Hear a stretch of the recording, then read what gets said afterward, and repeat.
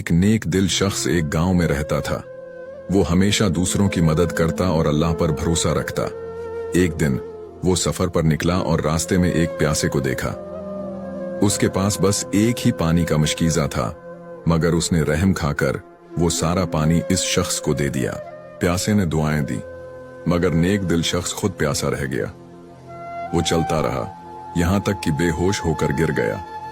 कुछ देर बाद एक काफला वहां से गुजरा। काफले वालों ने उसे उठाया, पानी पिलाया और अपने साथ ले गए।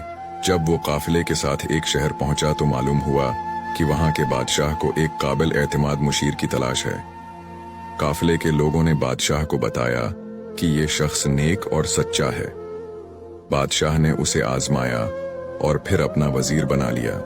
बादशाह ने कहा, जो दूसरों के लिए आसानियां पैदा करता है, अल्लाह उसके लिए ऐसे दरवाजे खोल देता है जिनका वो तसव्वुर भी नहीं कर सकता।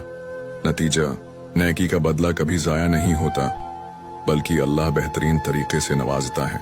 किसी की मदद करो तो अल्लाह तुम्हें ऐसे मकाम पर पहुंचा देता है जिसका तुमने कभी सोचा भी ना हो।